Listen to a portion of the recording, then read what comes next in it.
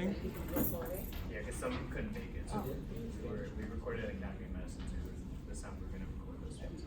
All right, guys, this is going viral, just so you know. Right. Bring it. Thanks for coming, though. We have some fun discussions lined up, courtesy of our awesome panel here tonight. They've kindly agreed to share their experiences with us. I'll briefly introduce them.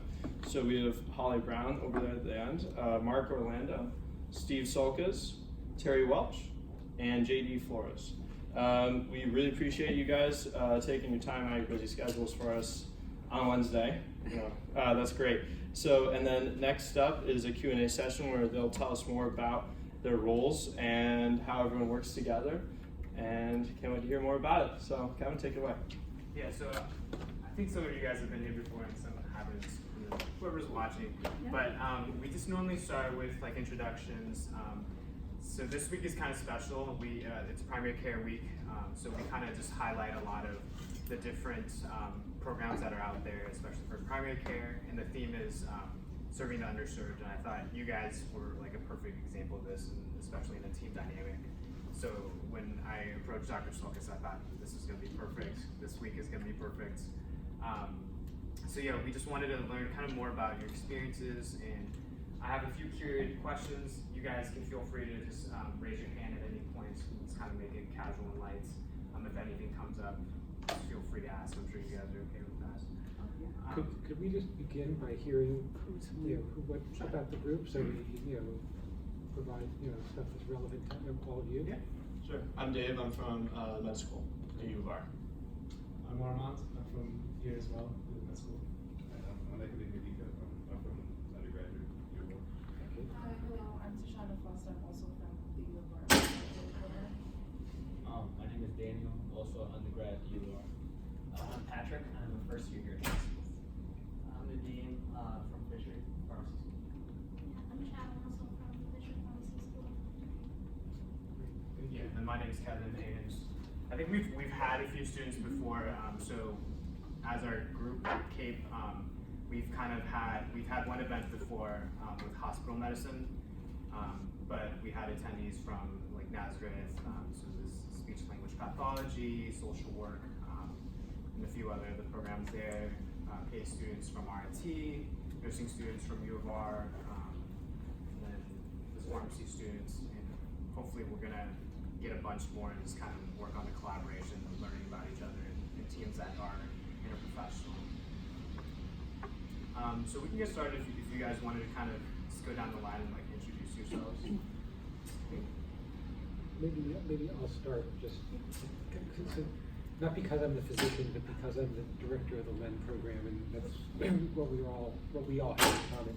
LEND is a program that we have here at U of R, Leadership Education in Neurodevelopmental and Related Disabilities, and it's an advanced leadership training program for people in 13 different professional disciplines related to developmental disabilities. Sadly, pharmacy is not one of them, but it ought to be. Okay, but you'll hear about some of our different disciplines, and we'll tell you about some of the others later. The idea is that in the world of developmental disabilities, almost everything that we do is interdisciplinary.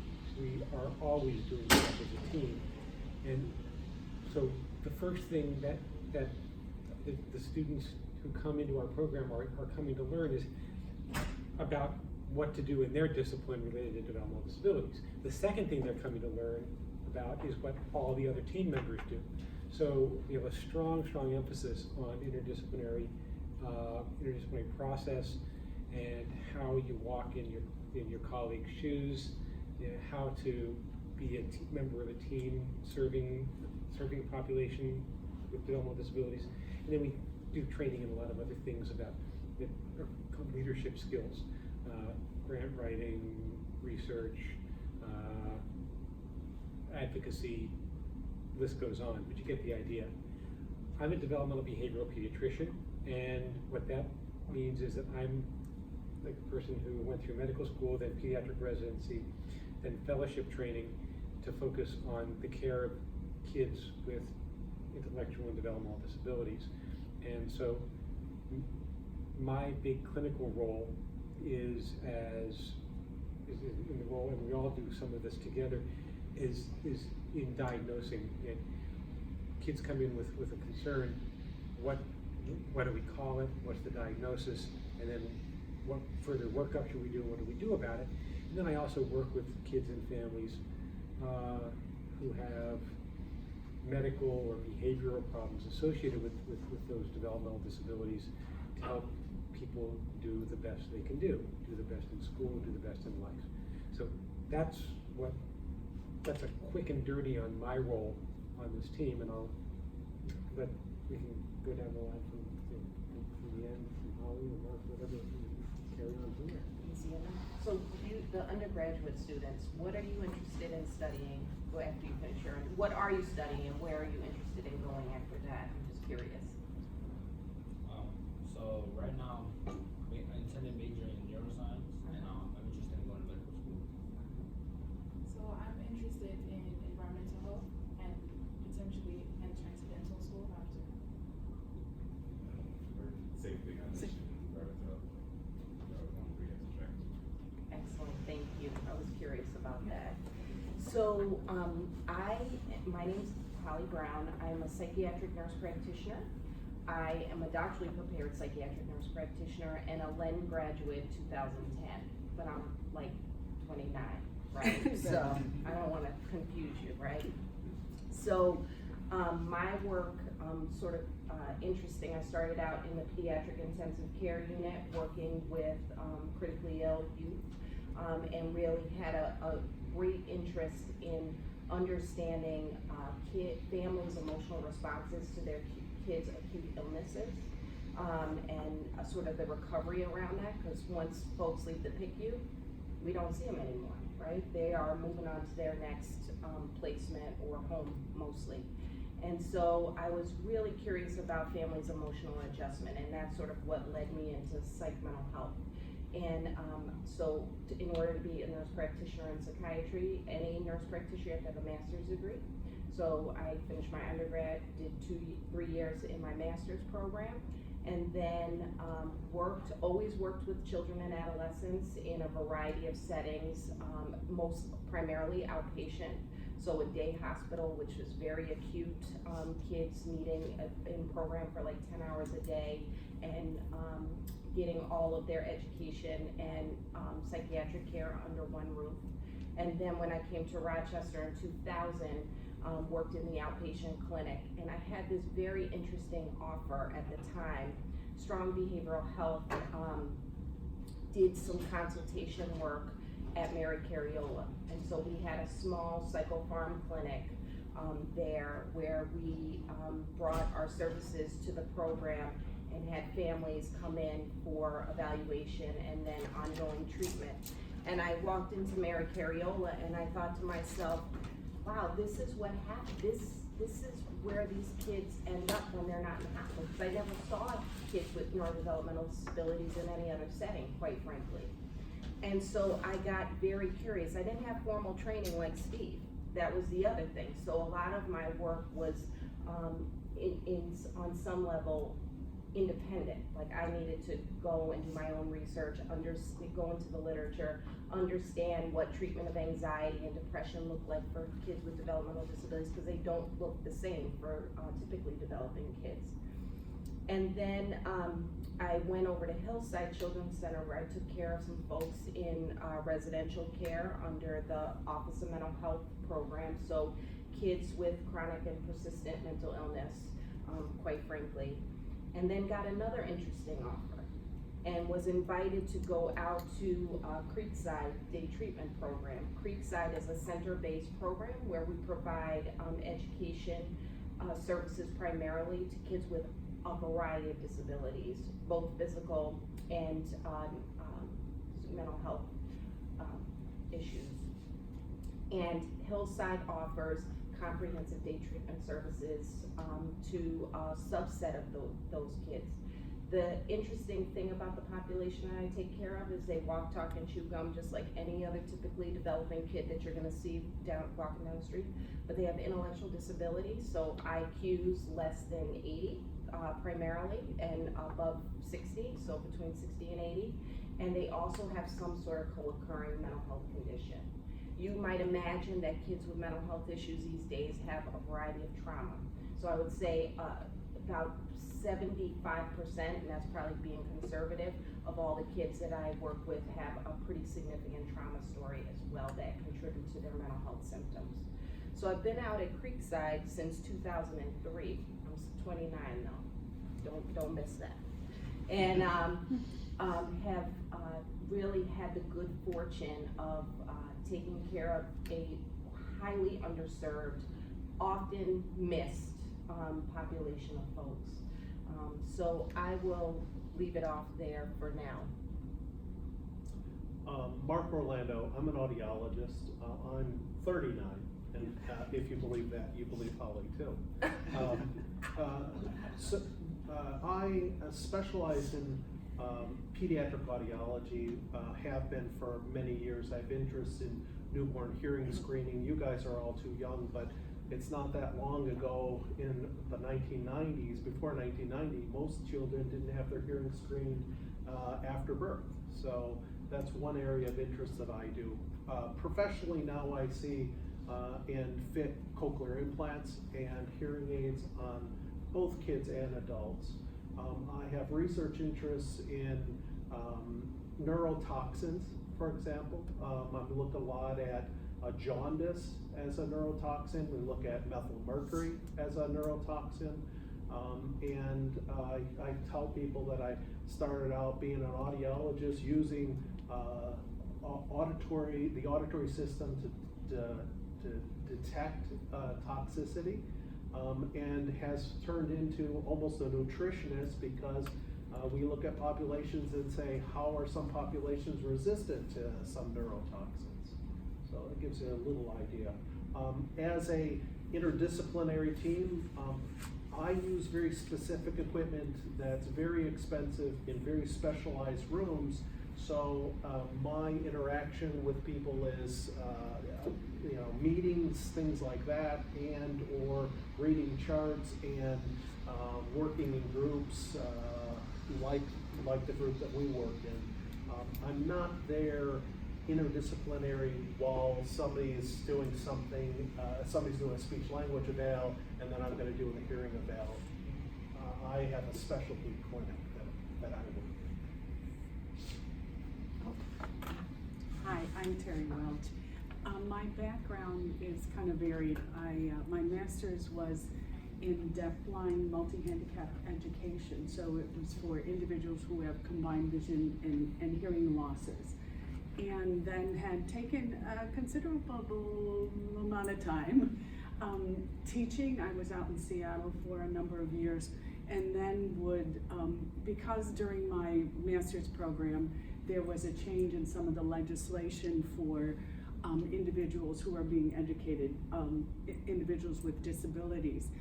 And I was sent then as part of my graduate or my master's work to American Samoa, because it was one of the, and is one of the US territories. So having worked there, then it's, as Holly said, just you get different types of offers.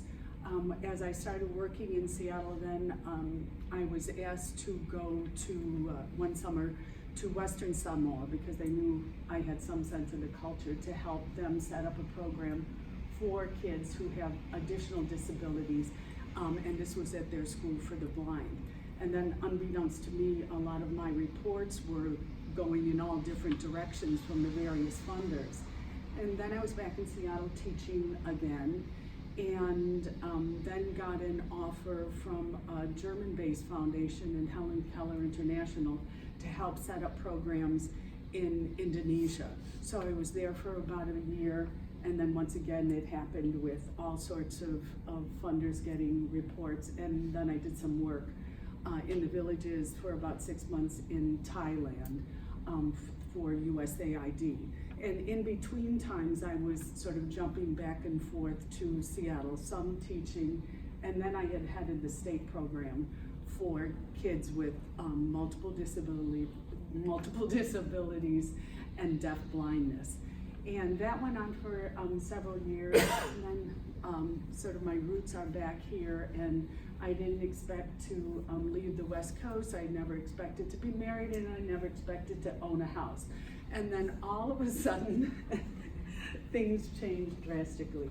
And I had written helped write a very large proposal for the Department of Education, and looking at training materials in service and self-study materials for folks who are working with kids who would fit that profile. And we had about $3 million over a course of about 5 years to basically do training and to develop these materials. So then I did a fair amount of consulting work as that finished. Then I was feeling like, I was feeling a little, I don't know how to say, sort of brain numb. I was taking care of my parents, who both had different diagnoses of cancer. And so I went to UB to find out more about some of their assistive technology, University of Buffalo, some of their assistive technology programs. Well, they were kind of fascinated with my background with folks who are at the most early stages or non-symbolic stages of communication. And then all of a sudden I found myself in a doctoral program in rehab science. I didn't come in through education because they weren't one of the partners. It was the School of Medicine, School of Nursing, I think, the occupational therapy, physical therapy, and then communicative disorders and sciences. So I came in under the communicative disorders. And then once I finished, stayed there for a bit to work with some adults, because my background had pretty much been with children. Then you will find out soon that once grant money ends, you can't get out the door fast enough. So as my foundation monies at UB had finished, then I started looking, and I spent a year at Fisher in their education department.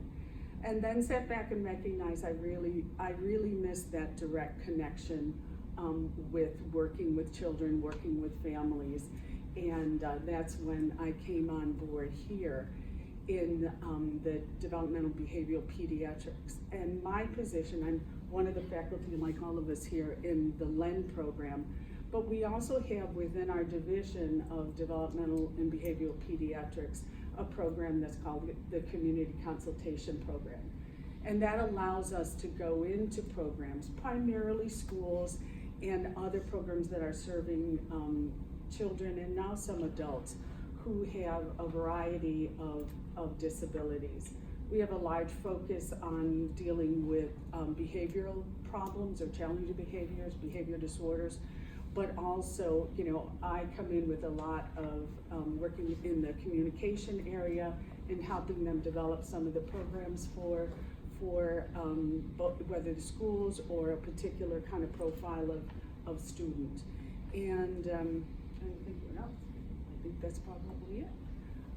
And it's really been enjoyable. I'm looking forward to the time when we're going to be able to talk about that interdisciplinary piece, especially once you folks go through your little scenario here and the sort of case, a little bit of a case study, because I'm always eager to hear, the perspectives of folks who are looking at situations like this, and how do you put those pieces together with someone whose needs really are as complex as this little 5-year-old. So, can't wait.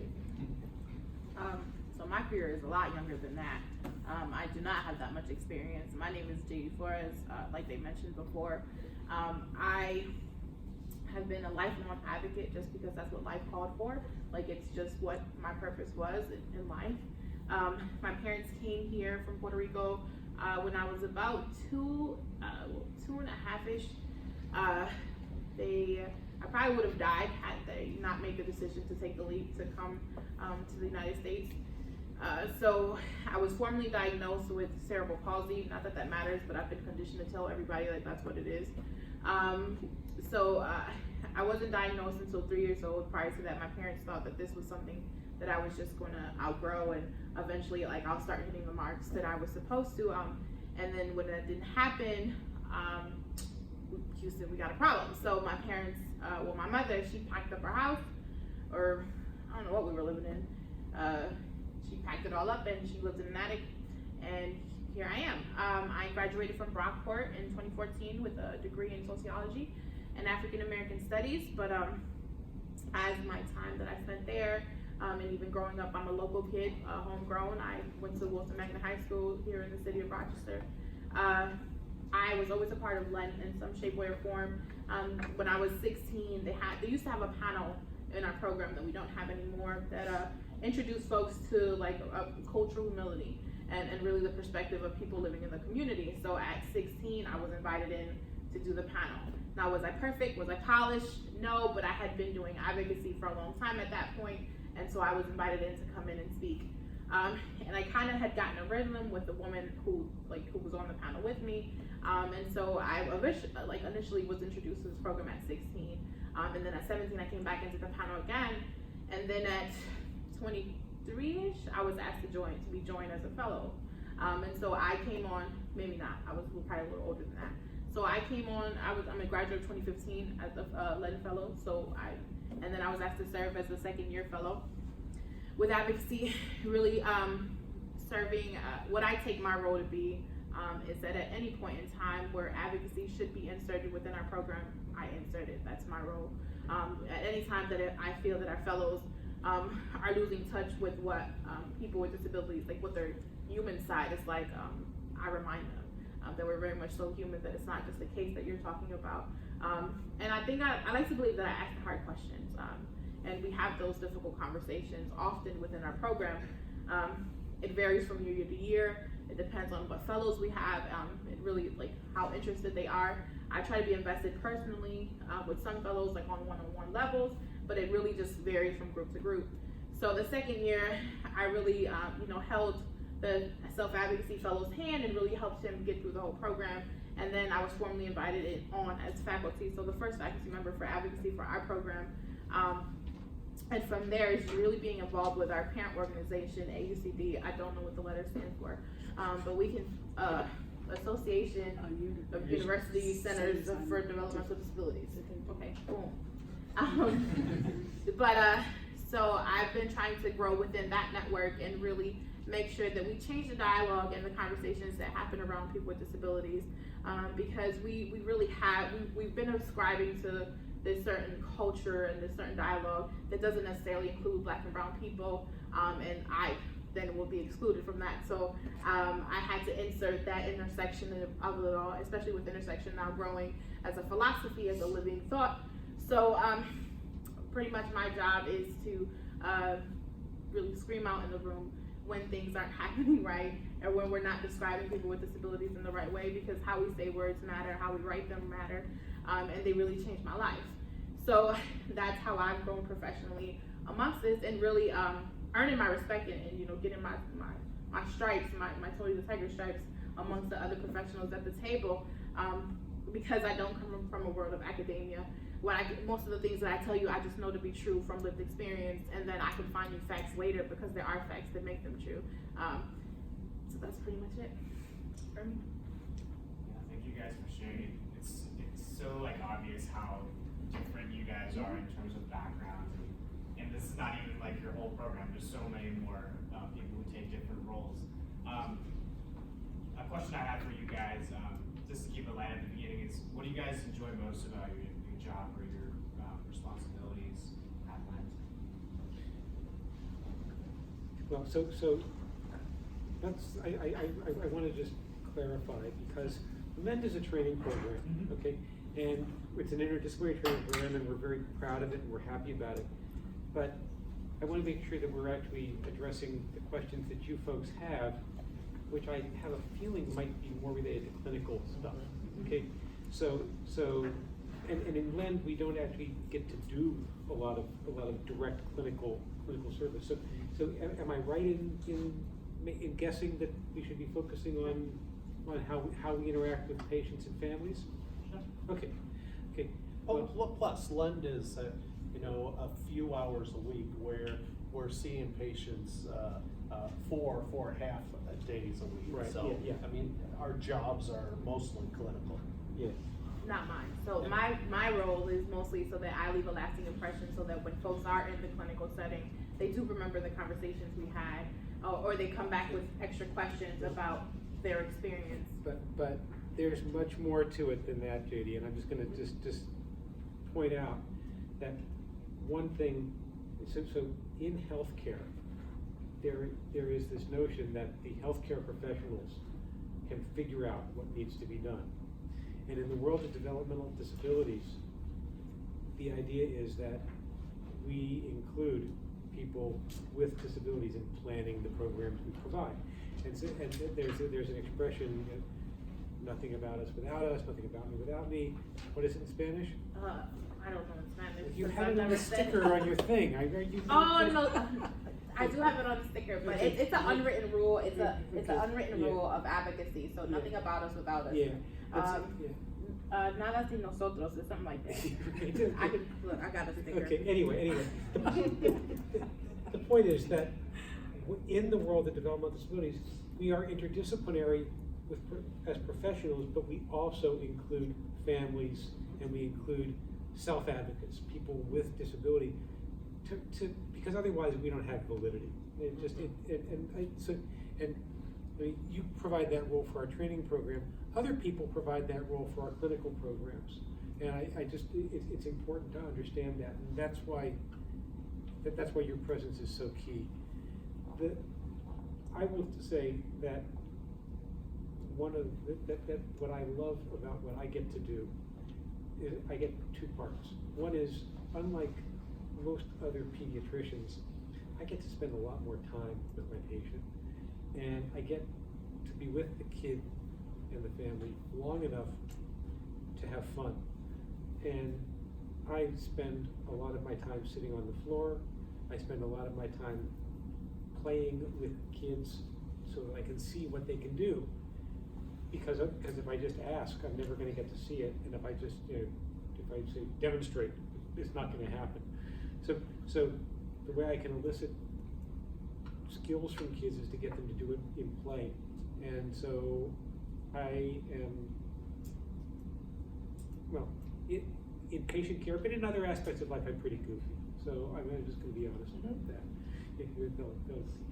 So that's why I get to feel good about myself at the end of a day of work of patient care. I'm happy to talk. So the question was, what do I enjoy most about my role? So the collaboration between Hillside and Monroe #1 BOCES is pretty unique in that we don't have the same regulation that other typical mental health programs have, and it's relevant because I'm not on a clock related to having to have X number of patients seen in a day. I have plenty of time to sit and listen to the family and the child's story. And I think that is critically important because the way that kids enter a day treatment program is not by accident. They have had multiple failures in the educational system, and what we are able to offer them is a different experience to say that we are invested and motivated to figure out your success. So I think the time and the ability to be able to sort of drill down with families and really hear the things that they're concerned about, not what they think they want to tell me about, is one of the things that I enjoy immensely. The other thing that, because I'm not on a rigid schedule, I have the opportunity to go into people's homes. One of the things that I really appreciate about going into the community is you really get a sense of the youth's resilience. When we talk a lot about resilience, but to see that in action, I think is it's not so common when they show up to a visit or to a pharmacy counter or what have you. So to really get into people's homes and to meet them where they're at on their own turf, it is a completely different experience. And folks all like to offer me food. They feel very respected when I show up in those spaces.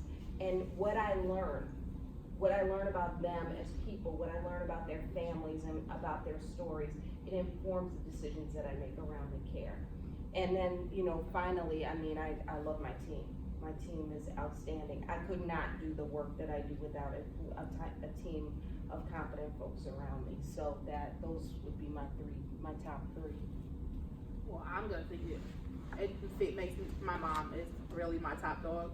So when my mom can understand, so there in the Spanish language, there's no easy way to say advocate, right? Everything is related back to being a lawyer. It seems like I'm going to court to say something important and it's gonna matter. So for me to be able to sit in a hospital setting and for her to be able to witness interactions happen, and she's like, oh, that's why you exist, right? That's why you do what you do. So that right there could be different. And like, yes.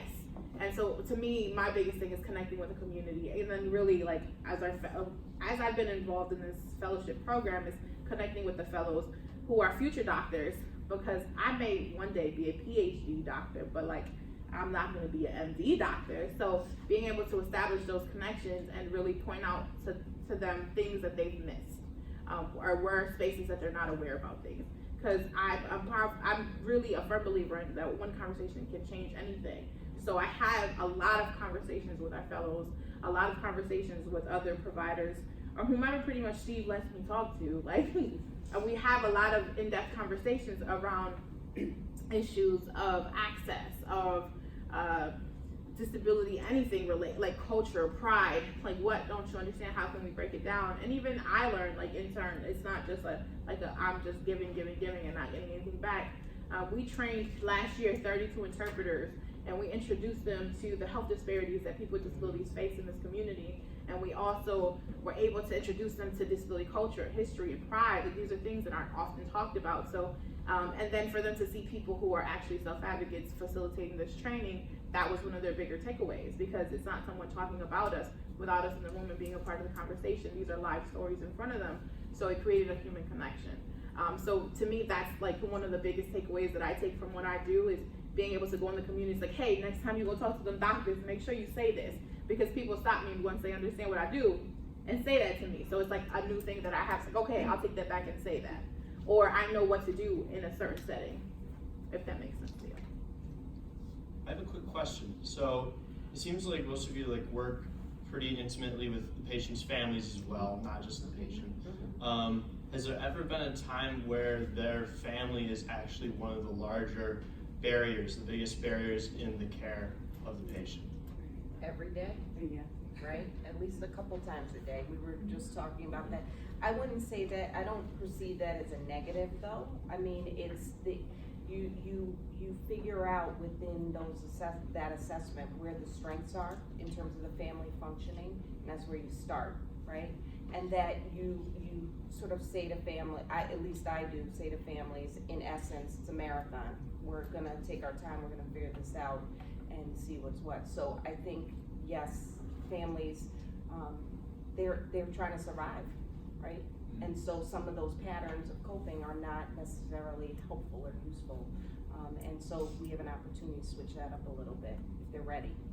And you've got to remember that families and or patients that come and see us, we're sort of, I wouldn't say the last step, but they've been in the healthcare system for sometimes years and years, and it hasn't worked for them for some reason or another. So we have to really sit down with them and really listen to what they're trying to tell us. Maybe the most important thing for me is to try to get that cochlear implant on that child that won't wear it, but it may not be for the parent. Maybe the parent is looking for something else, and I need to first address the something else before I'm gonna address what I think is the most important thing. It's the hardest for my job, because there's so much stigma attached to disability. There's so many cultural perceptions that are attached to disability. So some of that I'm dismantling, right? Like at every stage, I'm like, well, no. Like your kid can live on its own. Like let me show you why. And sometimes it's something as simple as like, well, I'm here, like so they could be here. But it varies from families to family. Some families are like super just ready, like, all right, if you saying this could be a thing, how do we make it happen, and what can you connect me with? And other families are just very like, no, that is not what I envision happening for my child. That is not, you're asking about like planning for kids with disabilities. Like parents, they all plan for their children, but parents who are planning for kids with disabilities are planning for their whole life. There is no stop button for them for when they plan, in my opinion. So, you know, you have to, from the beginning, start planning, all right, well, this is where they're gonna live, this is what they're gonna do when I don't exist, and this is how they're like gonna survive.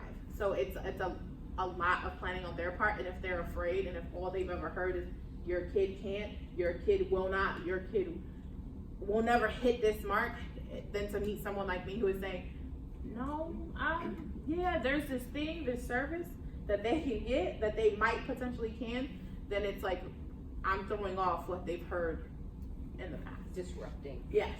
And I think in line with what JD is saying, you know, some of that is helping families too to change perspectives and seeing their children as more capable than they've been led to believe that they are.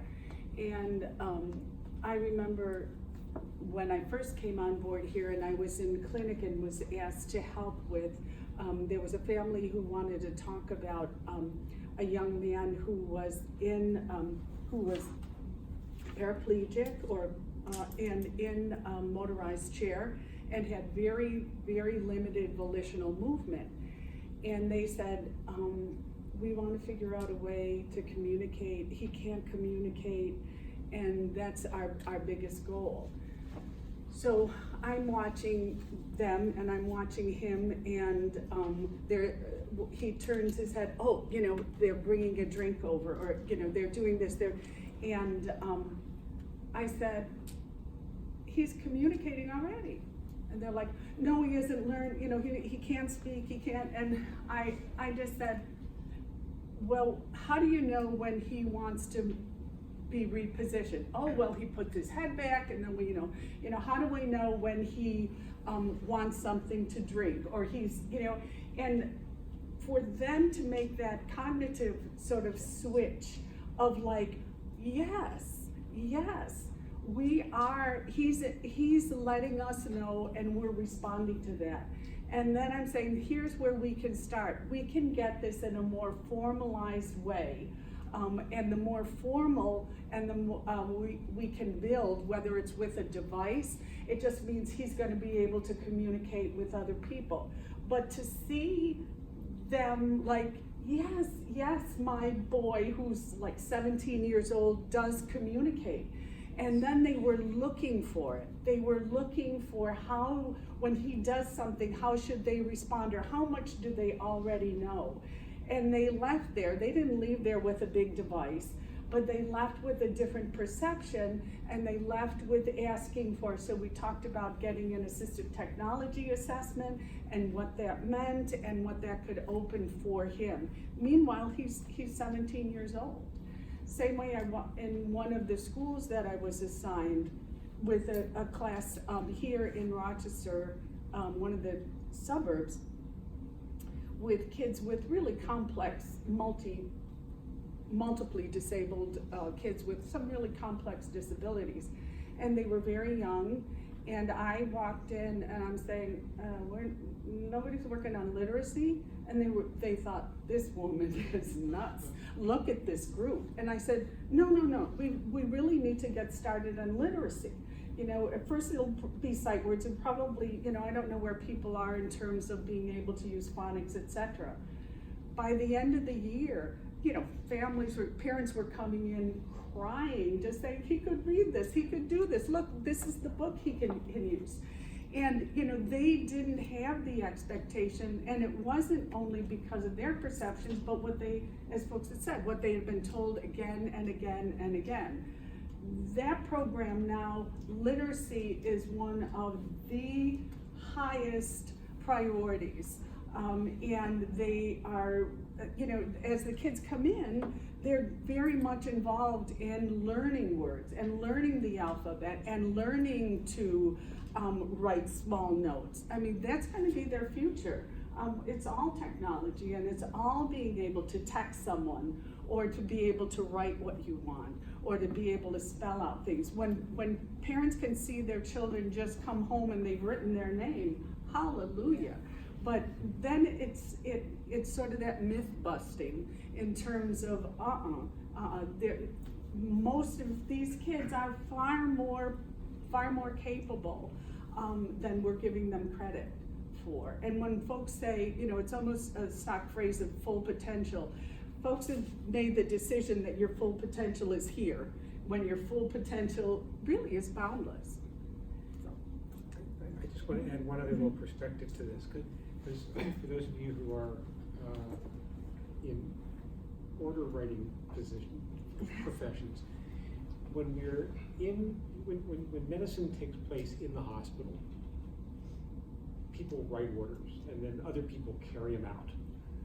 And when healthcare takes place outside of the hospital, we write prescriptions, we hand them to people and hope that the patients that we hand them to will do what we asked. And that won't happen. People won't do what we ask unless we are sure that what we are asking them to do aligns with their goals. So it's really important for us to establish, and this is something we try to do every time I interact with a patient and a family, is find what are their goals? What are they hoping for? What do they want to accomplish? What do they want me to try to do for them?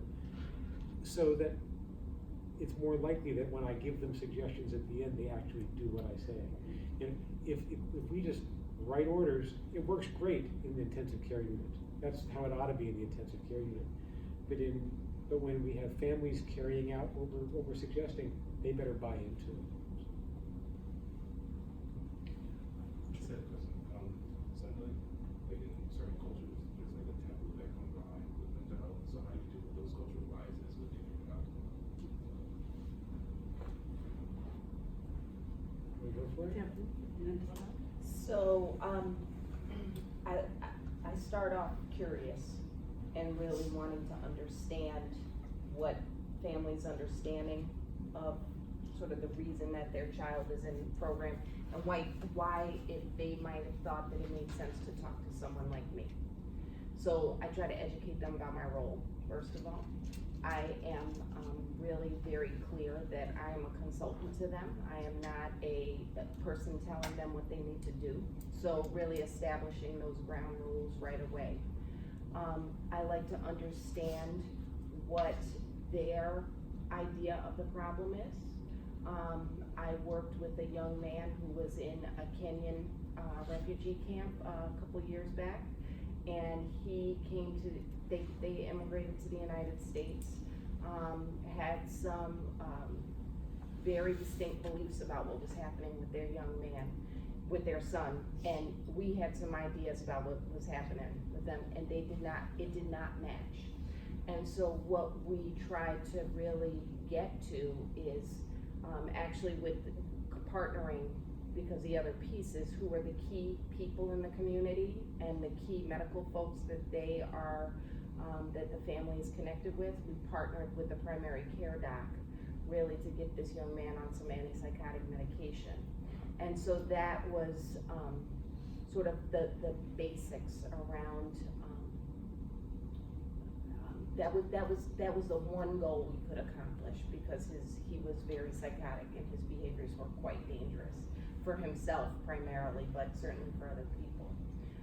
And so that, when I think about that case in particular, sort of again thinking about the trauma story and how that was, the family didn't perceive that experience as traumatic, and sort of wrapping our minds around that, talking with, you know, again, key people in their community, going out to their home and visiting, and meeting them in a place where they could tolerate a conversation. Those were some strategies I would say that I have employed, and that case is an example of that. Can I say there's one thing about, we'll often talk about cultural competence, and the only cultural competence I have is probably in the only culture that I live in, and I often have to learn from anybody I interact with what is culturally relevant to them. Yes. And if I ever said I was culturally competent, there's no way that I or anybody here is culturally competent, because there's way more cultures than we even know. There's a, so Holly was speaking more specifically about mental health stuff. Yes. And what I find myself encountering, sort of like the developmental disabilities equivalent of that, is what people perceive as a problem behavior. Okay, and it may not represent a mental health problem, but it's a behavior problem. And the interesting way, what I've learned to do is to get people to at least agree on the data that we're basing our interpretations on. We may disagree on the interpretation of the data, but if we at least agree that what we're seeing is the same thing, then we can have a conversation about what it might represent, what it might mean, and then we can start figuring out. We can try different approaches. We can try an approach that is might be medicine, might be behavioral strategies, might be something else. But the idea is that if people agree on the basic data, then you can start working on shared solutions. And you can individualize them to the family, whatever the culture happens to be.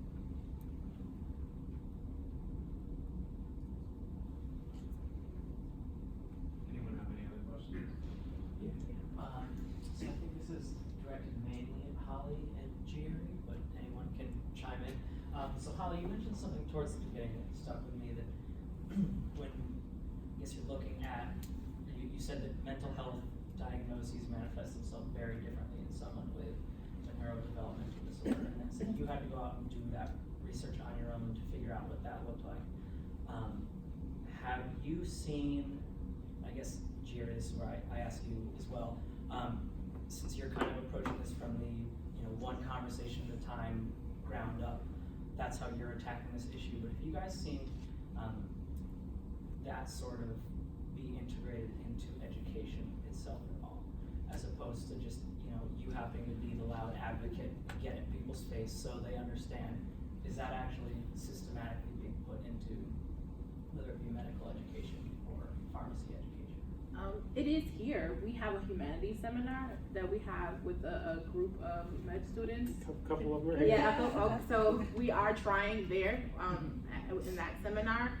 We do try within our fellowship, like that's what some of the conversations and sessions, like core sessions, are about.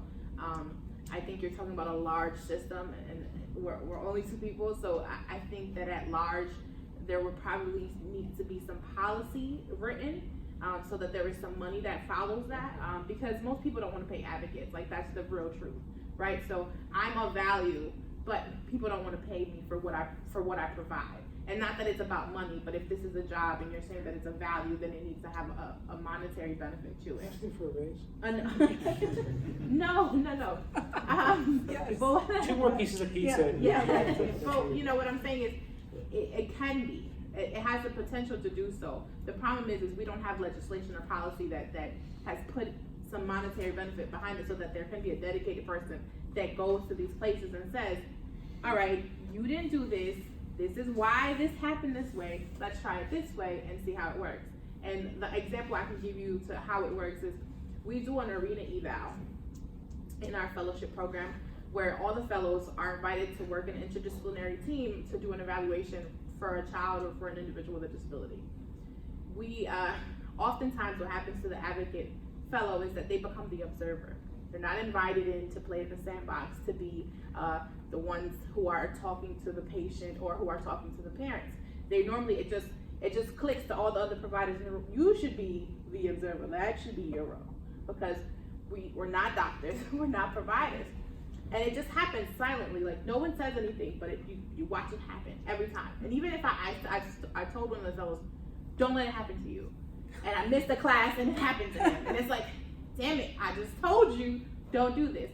So when we sit back and we write this report for the parent gets this report back, and reads it. And so we go through the report with the parent of their child. It just so happens to be a little boy. He was 8. He had Down syndrome, and one of the activities that they did with him was they created this obstacle course, which shows you if a child can learn routine. Really, all our lives is just a routine. If he can learn a routine, he can live on his own with extra supports, but he can eventually grow to live on his own, because if in 30 minutes he can learn the obstacle course, in a year he can learn what he needs to do in his life. And there's iPads now, there's all types of things that help people learn the routine of their life. So what I'm looking for is that, right? I'm looking to give you the straight hope as a parent, because the providers, they're gonna tell you what could happen, what might happen, what does not. So when they write this report, there is no advocacy section in it. It just isn't, it doesn't exist. I mean, it does now, but it didn't then. And when we sit back and we talk to the parent, I look at the mom, I said, I think your son can live by himself. And the first thing she does is open the report, and she's looking for where it's written that I said that her son can live by himself. She said, why isn't it here? And so what do I say? Like, the providers in the room think that I should be an observer. I don't have the credentials to write into your report. So, but when I see this mom in passing now, she always stops to greet me and say hello, because I gave her a piece of hope that her 8-year-old son with Down syndrome, who she's probably always heard that won't ever live on his own, probably she should find a group home for him. I just said that to her, and so she remembers. So then it's ingrained, and then it's ingrained in the providers at the table, because then they shifted and we were invited to edit the report that went out back to the parent. And so in that session right there, that told them, like, okay, please respect advocacy for what it is and what it can do. And that we also go to DC, and we visit, we do Hill visits. And so they've never experienced this, versus a seasoned advocate has lobbied probably before. A seasoned advocate has been trained up to speak to representatives and politicians. So like, this is kind of what we do, right? Because we wouldn't exist if we didn't. Like, the laws that we have in place for people with disabilities wouldn't exist without advocates, in my humble opinion. I mean, there's other people involved too, it's not just us. But, so, again, it's the same thing. Like, they're prepping to go in for their Hill visits, and I'm just watching what's happening. And so we do a practice run before you get there, and they're failing at every time they try. And the people who are sitting there doing the mock conversations are like, oh man, like, the Rochester folks just didn't prepare. Now we do prepare them, right? Because we all study who our representatives are, who our congressmen and congresswomen are. Like, we know the track records, they can tell you the facts, but what they can't tell you is how they haven't learned how to package a story. Versus with me, if I can't package my story, I don't have a job. So then, all right, JD, we'll give you a chance. So this just so happens, it's talking about employment. The facts are that people with disabilities aren't hired at the same rate that people without disabilities are. Like, that's just plain fact. So that means we don't have an expendable wage. So that means that there's money in the economy that is not being used or being produced. So, like, boom, boom, boom, I say all these things, and then it was like, oh my God, like, advocacy people know what they're talking about. And so, like, but it only happens clear cut in these 2 sessions in our fellowship program, that you can see it, that they now learn what's the value of advocacy. But those things only happen because Steve has invited me in to be a faculty member, because I've had the opportunity where I'm included in the design of the program. So that has to change. We have to be a part of the design of the program, but there has to be monetary, like, connections to it so that it can change in a grand scheme of things. So that will only happen with policy and legislation. But I'm not a politician. I don't write I don't write policy. But those are the things ideally that I think would create the changes you're looking for. I mean, I'd be actually curious what the rest of the folks on the panel have to say about this. So I also co-direct the psych nurse practitioner program across the street, and I would say that in terms of formal education, it's thin. The information on disability is thin, and typically folks like me show up, but that's not a sustainable plan, right? And so I think that there's probably a long way we could go in terms of not just interdisciplinary education or interprofessional educational opportunities around disability, but also sort of thinking about, similar to what JD is saying, how do we design curricula that reflect a particular population? We spent a lot of time on, all kinds of disparities, but disability has not quite made the list in a consistent way. So some of the other ways that comes through is with our students' clinical experiences. So there are rich opportunities across our community, whether it be Easter Seals or out in Hillside with me at the I want to say Kirsch, but it's not called Kirsch anymore. I did it. I fell into it. Pediatrics. So there are rich opportunities for students to rotate through and get some of that sort of more practical education. So most of it, I think the education is by mentoring, not, Yes. it's not formal. Right. And it's starting to get formal though. Yeah, part of this is it's residual from the fact that until about 30 years ago, everybody with developmental disabilities was institutionalized. Right. And you didn't have to, you would put them away, you wouldn't have to think about it. Only the people who were involved in their care would have to do any thinking about it. So there was no need to train anybody else about it because they were taken care of. Now that everybody lives everywhere and the community's integrated. It's trying to be. Working Still on have it. institutions. Working on it. We're now recognizing that this is an underserved population and the providers are undertrained to do it, and gradually making some inroads in it. If my federal advocacy efforts pay off, there will be federal law that will say it has to be mentored. I'm not holding my breath. Anyway. Yeah, just to expand off of that, you guys were kind of talking about the things that you guys do that kind of help with like the training and the mentoring that kind of addresses those disparities. Can you expand a little bit more on what works for you guys, or some of the roadblocks that you guys might face, or some other like professionals might face in educating? Well, so many of us who trained in this field earlier learned in an interdisciplinary kind of way. Jeiri was talking about these arena evaluations that we do, where everybody gets together and evaluates the kid. It was great. I loved that because I got to learn what people in other disciplines did, and we learned where one person's responsibility for thinking about something overlapped with the next person, and it was never where one person started and the next person, one person left off and the next person started. There was always a little bit of overlap with everybody around the table. That's a very expensive way to provide service. Okay, for each person to get 10 or 12 or 13 different professionals to see them is tough. It's not a sustainable financial model. So what we end up doing is learning how to do stuff that other disciplines would do, and then when we feel out of our depth, say, I need help, I need an educator, I need an audiologist, I need a nurse, and I need an advocate. But so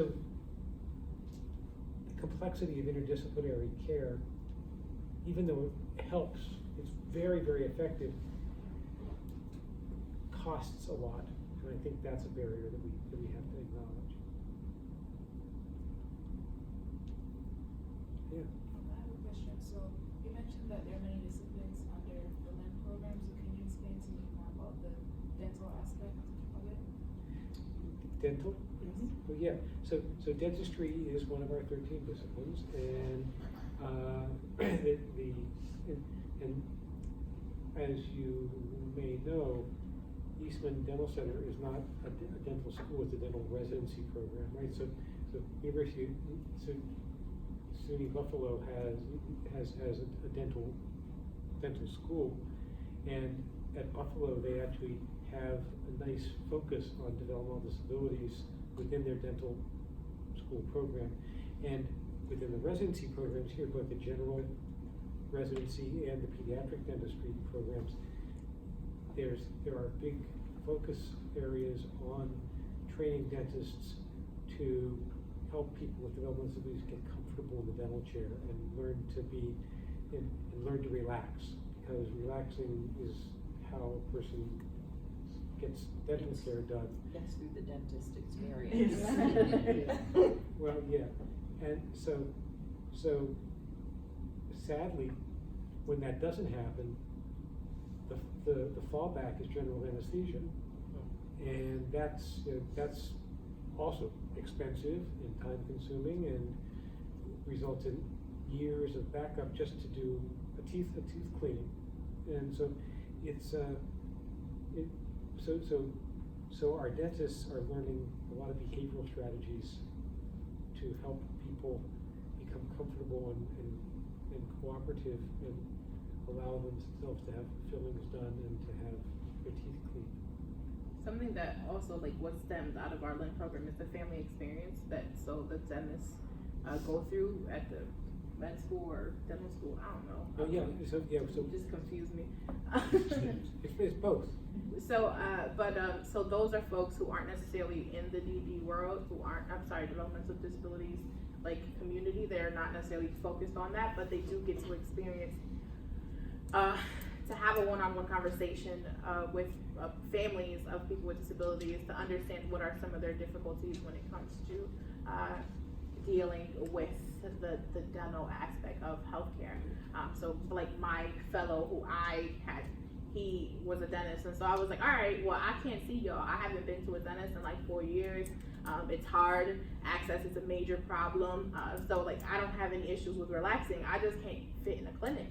My wheelchair has no space in a exam room. Like it's very, sometimes they don't take Medicaid. So like I don't have like physical access to those spaces. And so explaining that to him and breaking it down. And then I was like, okay, I think to give you a real life experience, I took him to get my wheelchair fixed. And we sat getting for like 3 hours. I was like, you have time today, right? Because I want you to see what it's like for me. So I was like, all right. And he came, he drove me, and we went to get my wheelchair fixed. And for 3 hours, like we sat and just waited. So he could see, like, these are some of the things that families have to go through in order to be able to even get to you. And we really talked about how we have families crossing county and state lines to come see you. Like, so it's difficult. Like dentistry within itself is difficult for everybody because it's scary for everybody, but it's harder when you have extra additional things that you need to plan for. And then when there is no incentive for dentists to treat our population, then it's harder for them to say, well, we're gonna dedicate ourselves to treating people with disabilities. So we know an awesome dentist who would love to only treat individuals with disabilities, but he has a family and he can't afford to do so because there is no incentive to help forgive his loans. So he would be bankrupt and he wouldn't be able to serve anybody if he chose to do that. So like anything he does is on his extra time for people with disabilities. So just another word about the family experience for people who might be interested. It's something that we can make available to anybody who wants. The idea, as Jeiri said, is to not just learn about the problems, but to learn about the excitement and fun of being a person, and a person who happens to have a developmental disability and lives in a family and has whatever life experiences they have. Because when we only meet people in the medical or dental environment, we see them. Nobody's at their best when they're in the doctor, when they have a paper gown on. Nobody's at their best, when they're feeling sick, and it's just magnified for people with developmental disabilities. So they get perceived as difficult people, difficult patients. And when you see what a person's life is like outside that healthcare environment, suddenly you realize that this is a person, and this is and the baseline for this person is nothing like what I thought it was, and it's a very powerful experience. Right. So if you want to contact me, we can set it up. We went to lunch, and we went to get my chair fixed. Like those are the things we did. But some folks, they go to like community events with their families, so it varies from person to person. So anyway, it's available to anybody who wants. All right.